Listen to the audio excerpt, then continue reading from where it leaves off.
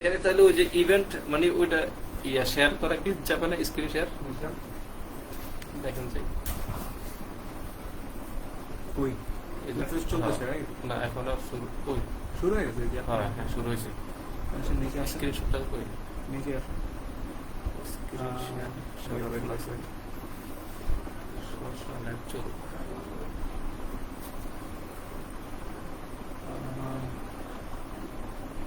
এখানে তো ছিল সে অপশন দেখুন না ভিডিও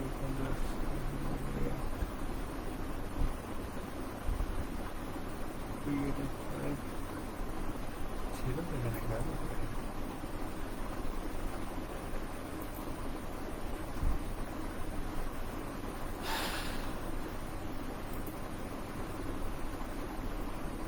নাকি স্লাইডে এই জায়গায় নিয়ে আসুন Wait. এটা start video.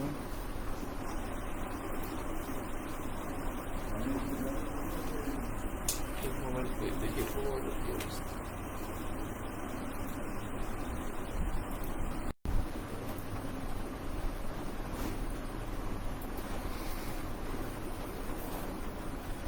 না অপশনটা গেল কই?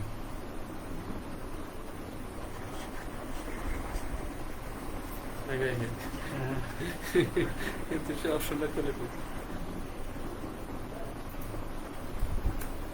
হঠাৎ করে হারিয়ে গেছে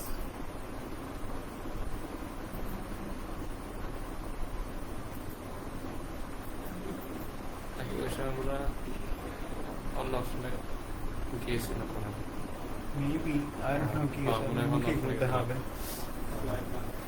তাহলে ঠিক আছে আপাতত এইভাবে দেখেন আচ্ছা এই ওকে থ্যাংক ইউ ওয়ালাইকুম আসসালাম ওয়া রাহমাতুল্লাহ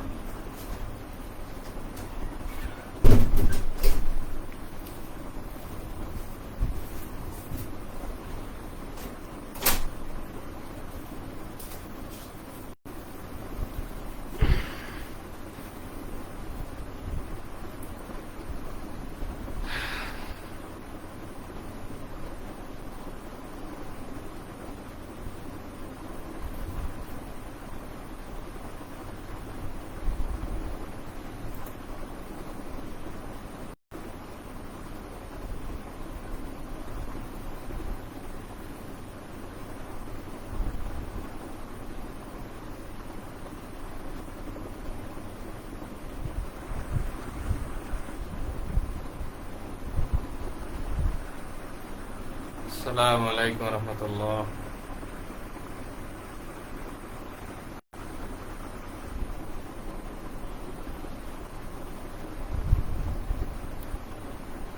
আসসালামু আলাইকুম ওয়া রাহমাতুল্লাহি ওয়া বারাকাতুহু প্রিয় ভাইরা আপনারা আশা করি ভালো আছেন আপনারা আমার কথা শুনতে পাচ্ছেন কিনা জানাবেন একটু দয়া করে কমেন্ট করেন আমার কথার আওয়াজ কি শোনা যাচ্ছে যদি শুনতে পান একটু প্লিজ একটু কমেন্ট করে জানান অ্যাটলিস্ট একজনই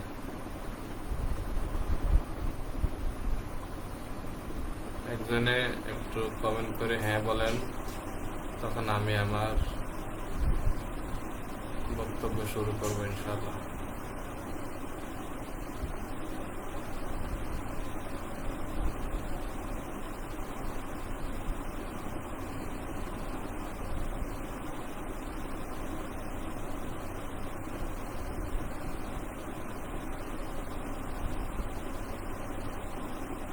যে কোনো একজন একটু কমেন্ট করেন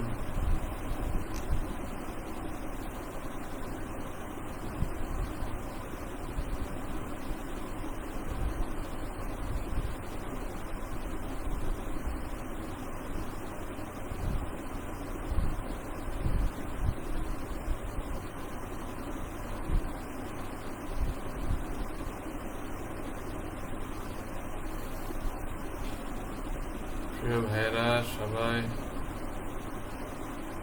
একটু কমেন্ট করেন আশা করি একজনে করলে হবে কথা শুনতে পাচ্ছেন কিনা একটু জানাবেন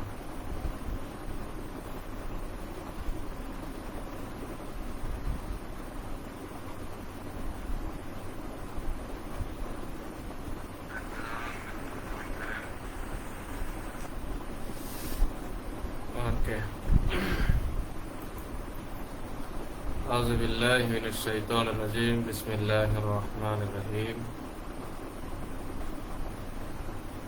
ربنا لا علم لنا إلا ما علمتنا إنك أنت العليم الحكيم رب اشرح لي صدري ويسر لي أمري واحلل عقدة من لساني يفقهوا قولي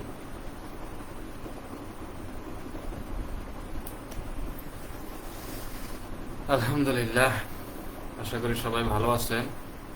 আজকে আপনাদের সাথে অত্যন্ত গুরুত্বপূর্ণ একটা ইস্যু নিয়ে কথা বলবো। আমার ইস্যুটা হচ্ছে আমি ইন্টারন্যাশনাল ইসলামিক ইউনিভার্সিটি মালয়েশিয়াতে পিএইচডি করতেছি। বর্তমানে পিএইচডির লাস্ট টাইমটুকু আমি পার করতেছি। তো আজকে আমার পিএইচডির একটা চ্যাপ্টার নিয়ে আজকে আপনাদের সাথে কথা শেয়ার করব, কথা বলবো। তো আমি যে বিষয়ে পিএইচডি করতেছি বিষয়টা হচ্ছে divorce in Islamic law and its practice in Bangladesh analytical মাকাসিদিক স্টাডি।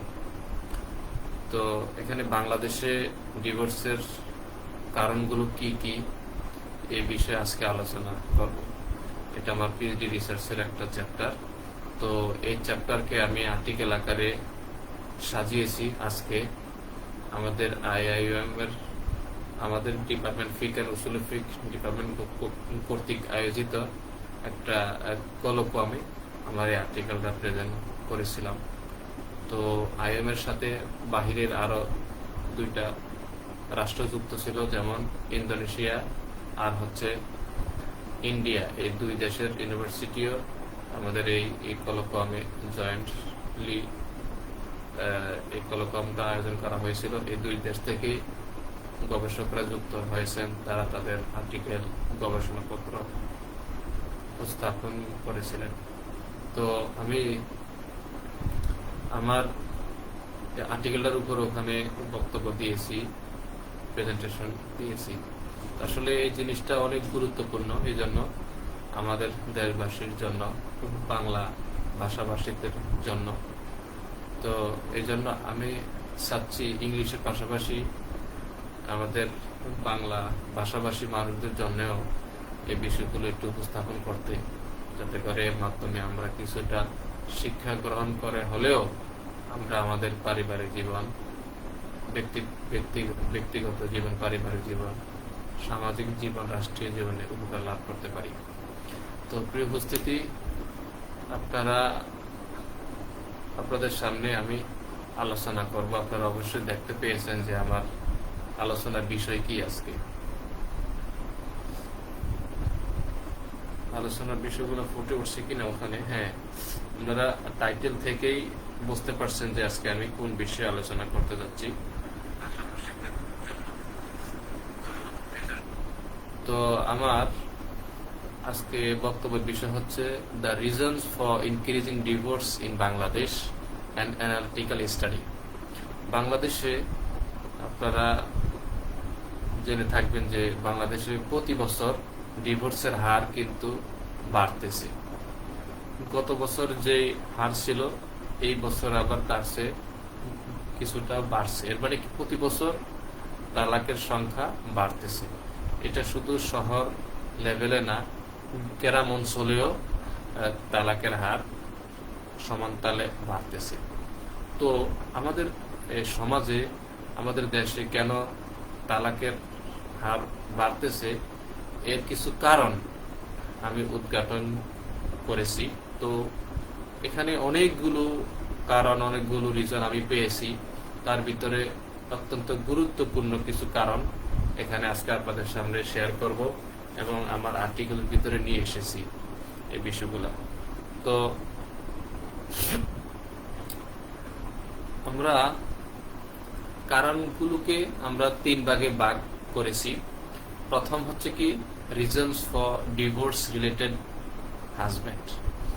যে প্রথম হচ্ছে কি কিছু কারণ রয়েছে, যে কারণগুলো হচ্ছে স্বামীর সাথে সম্পৃক্ত, যে কারণগুলো হাজব্যান্ডের সাথে সম্পৃক্ত, মানে হাজব্যান্ডের এই কারণে স্ত্রীরা হাজব্যান্ডকে তালাক দিয়ে থাকে। আবার কিছু কারণ হচ্ছে reasons for divorce related to wife, আবার কিছু কারণ আছে স্ত্রীদের সাথে সম্পৃক্ত, মানে স্ত্রীদের কিছু বিহেভিয়ার, কিছু কারণের কারণে হাজব্যান্ডরা, স্বামীরা স্ত্রীদেরকে তালাক দিয়ে থাকে। নাম্বার 3 হচ্ছে reasons for divorce because of others, যে অন্যের কারণে বা অন্য কোনো কারণে, আপনার থার্ড পার্সন হোক অথবা অন্য কোনো ইস্যু হোক, এই কারণে স্বামী স্ত্রীর মাঝে তালাক হয়ে থাকে। তাহলে আমি এই বিষয়টাকে 3 ভাগে ভাগ করেছি। তো আমরা এখন ইনশাল্লাহ আলোচনা করব যে প্রথম স্বামীর কারণে আপনার কিভাবে তালাক হয়ে থাকে। তো এখানে কনক্লুশনে না, মানে ইন্ট্রোডাকশনে কিছু কথা আছে যে divorce is one of the pressing social challenges in Bangladesh, যে বাংলাদেশে সামাজিক যে সমস্ত চ্যালেঞ্জগুলো আছে, ডিভোর্স এই চ্যালেঞ্জগুলোর ভিতরে অত্যন্ত গুরুত্বপূর্ণ একটা চ্যালেঞ্জ। আপনার a profound study needed to explore the underlying reasons, তো একটা গভীর স্টাডির মাধ্যমে এই অন্তর্নিহিত কারণগুলোকে আমি উদ্ঘাটন করেছি। Solutions could be proposed if the crisis is identified, যে কোনো সমস্যার সমাধান দেওয়া যেতে পারে যদি এটার কারণগুলো বের করা যায়। আপনার সঠিক কারণগুলো আমরা যখন বের করতে পারবো এবং এই জিনিসগুলো কেন ঘটে, এই সমস্যাগুলো কেন সৃষ্টি হয়, এর কারণ যদি আমরা জানতে পারি অথবা জানতে পেরে থাকি, তাহলে আমাদের জন্য সহজ হবে এর সমাধানগুলো দেওয়া, সমাধানগুলো বের করা। এরপর হচ্ছে কি several significant reasons have been explored, আমরা কিছু গুরুত্বপূর্ণ কারণ, যে সমস্ত কারণে তালাক হয়ে থাকে, আমরা এমন কিছু কারণ অলরেডি আমরা উদ্ঘাটন করেছি। This study may facilitate ulama, policy makers, legislators, social reformers, politicians, advocates, NGOs and individuals, যে আমাদের এই রিসার্চটা, এই গবেষণাটা কিছু নির্দিষ্ট লোকদেরকে উপকার দিতে পারে। তাদের মধ্যে হচ্ছে কারা? ওলামারা, যারা মনে করেন ওয়াজ করেন, বিজ্ঞ আলেম, আপনার সমাজ ও রাষ্ট্রের বিভিন্ন সেক্টরে কাজ করে থাকেন, ওনাদেরকে আমার এই গবেষণাটা ফায়দা দিতে পারে। এরপর হচ্ছে পলিসি মেকার, যারা একটি রাষ্ট্রের, একটি সমাজের পলিসি মেক করে, যারা নীতি তৈরি করে একটা রাষ্ট্রের জন্য, যে একটা রাষ্ট্র কিভাবে চলবে, একটা সমাজ কিভাবে চলবে, আমাদের পররাষ্ট্রনীতি কিভাবে চলবে, আন্তর্জাতিক সম্পর্ক এবং দেশের আভ্যন্তরীণ ল কানুন এগুলা কিভাবে চলবে। তো যারা এগুলা তৈরি করে তাদেরকে বলা হয় কি পলিসি মেকার্স। তারপর হচ্ছে কি লেজিসলেটরস, আইন যারা তৈরি করে, রাষ্ট্রের আইন প্রণেতা, তাদেরকেও এই গবেষণা উপকার দিতে পারে।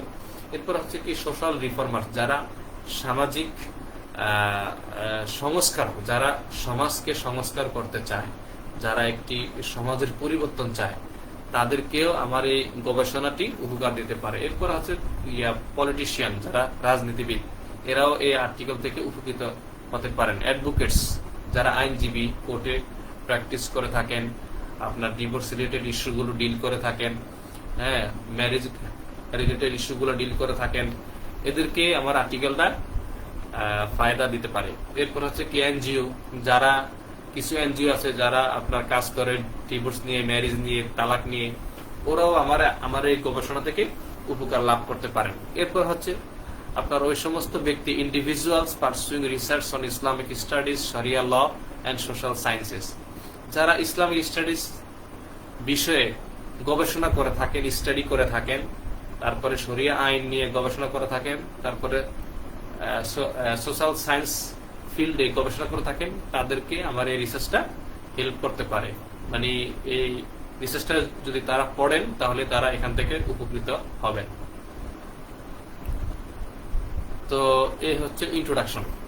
এখন আসুন আমরা প্রথম রিজন কি আমরা এই বিষয়ে আলোচনা করতে চাই।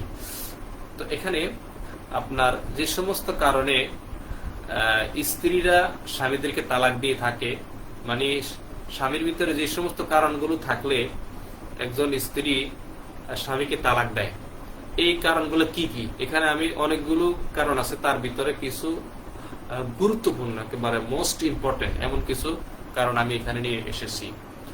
তো একটা কথা আপনাদেরকে শুনে রাখতে চাই, সেটা হচ্ছে এই বাংলাদেশে তালাকের ক্ষেত্রে নারীরা সবচাইতে এগিয়ে।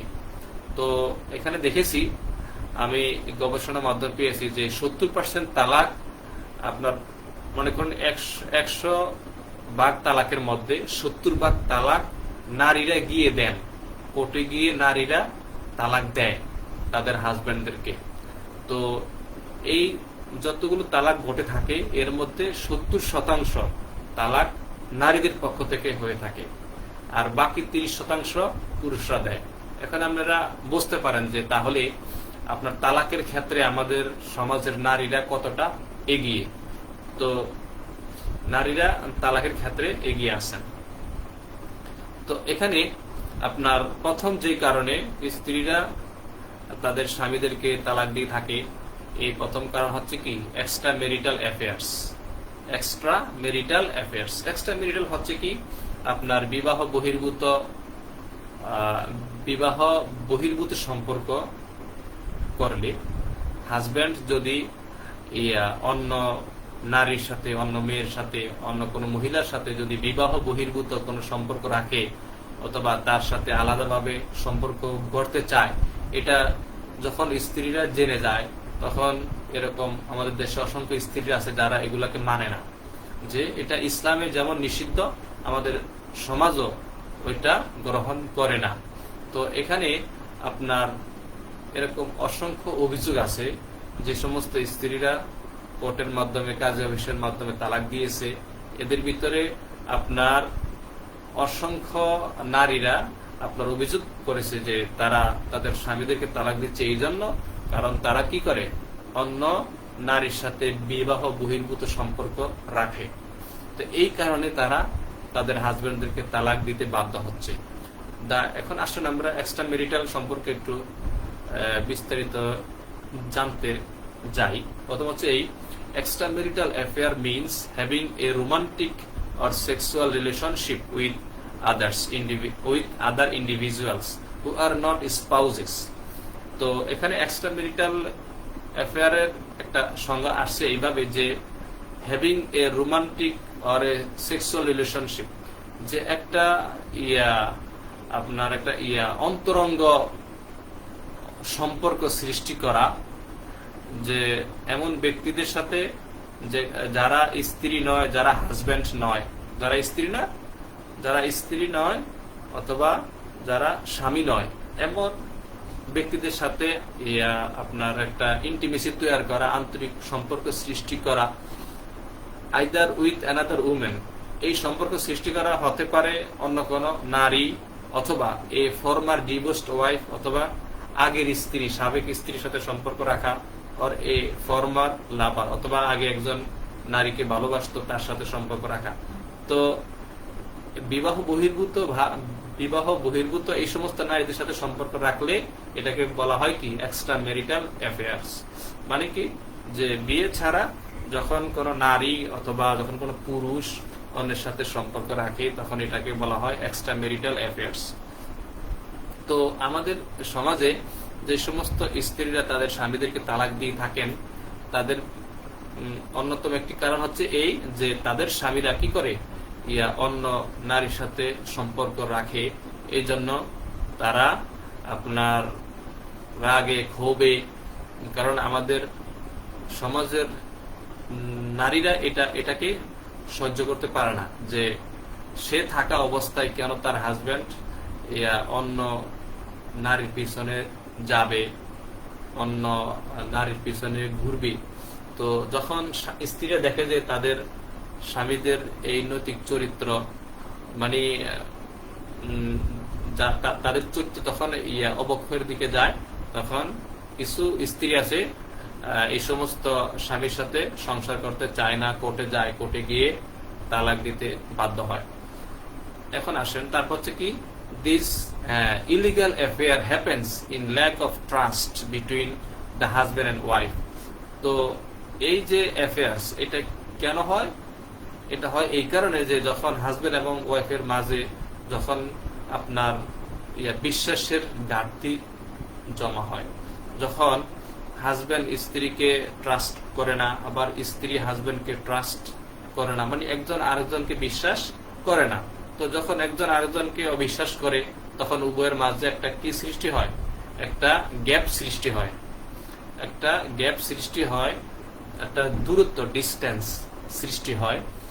এর ফলে কি হয়, আপনার স্ত্রী অন্য মনস্ক হয়ে যায়, আবার হাজবেন্ডও কি হয়ে যায়, অন্য মনস্ক হয়ে যায়। একজন আরেকজনের সাথে অন্তরঙ্গ সম্পর্ক থাকে না। যখন একজন আরেকজনের সাথে অন্তরঙ্গ সম্পর্ক না থাকে তখন কি হয়, তখন একজন একদিকে যায়, আরেকজন অন্যদিকে যায়।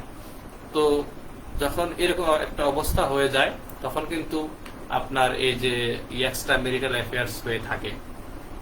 এরপর হচ্ছে কি, a study of 2012 illustrates that 70% of the petitions recorded at Qazi office have been filed by women with allegations of their husbands' extramarital affairs. 2012 সালের একটা স্টাডিতে এসেছে যে 70% পিটিশন রেকর্ড করা হয়েছে, কাজী অফিসে অভিযোগ দায়ের করা হয়েছে 70%। এই 70% অভিযোগ এসেছে কিসের জন্য, এক্সট্রা ম্যারিটাল অ্যাফেয়ার্স। যে নারীরা যে সমস্ত অভিযোগ করছে কাজী অফিসে হোক অথবা কোর্টে হোক, তো অথবা তো এর এই 100 ভাগের ভিতরে 70 ভাগ হচ্ছে কি জন্য, তাদের স্বামীরা এক্সট্রা অ্যাফেয়ার করে, এক্সট্রা ম্যারিটাল অ্যাফেয়ার্স করে থাকে এই জন্য। অ্যানাদার স্টাডি, অন্য একটি স্টাডিতে দেখাচ্ছে যে আপনার 54% women caused their own termination of marriage because of extramarital affairs.